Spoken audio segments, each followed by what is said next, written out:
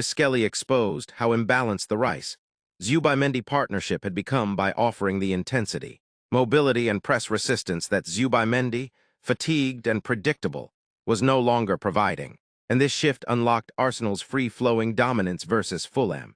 Expect Arteta to lean into this new dynamic over the next 3 Premier League matches. More verticality, more rotations, and a midfield built on Rice's forward surges with Skelly's energy behind him. How Skelly exposed the Rice-Zubimendi issue. Skelly's performance versus Fulham was not just good, it was a tactical revelation. His numbers show why the Rice-Zubimendi pairing had become stale. 64/66 passes completed, 97%. 6 recoveries, 6 of 9 ground duels won, and not dribbled past once. As we continue watching, don't forget to subscribe, like, and share. Thanks. His mobility and aggression contrasted sharply with Zubimendi's recent fatigue, which had been noted as a drop in performance levels due to overuse. Zubimendi is normally a press-resistant metronome who frees Rice to drive forward, but his exhaustion meant he stopped offering the tempo, control, and defensive coverage that make the partnership work. Analysts have highlighted that Zubimendi is supposed to be the Rodri-like anchor, enabling Rice's box-to-box role. When that anchor weakens, Rice becomes stretched between roles.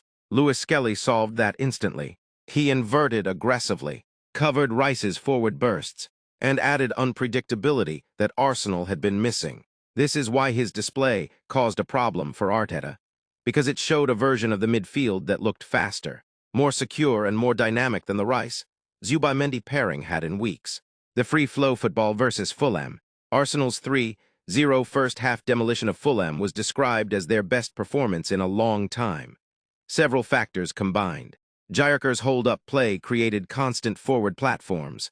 Saka's return restored elite chance creation, goal plus assist in 45 minutes. Skelly's midfield presence allowed Rice to push higher and earlier in transitions. The team played with freedom and verticality, something Zubimendi's recent conservative, fatigued displays had limited. The result was a side that looked faster, more fluid, and more confident. A reminder of what Arteta's system looks like when the midfield has both control and dynamism. What to expect in the next 3 Premier League games, based on current form, tactical trends, and the Fulham blueprint. 1. Skelly will get more minutes, possibly starts.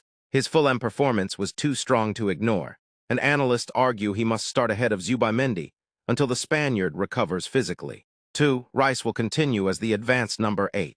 With a functioning pivot behind him, Rice becomes a line-breaking, goal-threatening force, which multiple analyses identify as his optimal role. 3. More vertical, aggressive football. Expect faster transitions, more rotations between full-backs and midfield, earlier passes into Djerka's, Saka and Ez receiving the ball higher and earlier. 4. Zubimendi's role will be managed.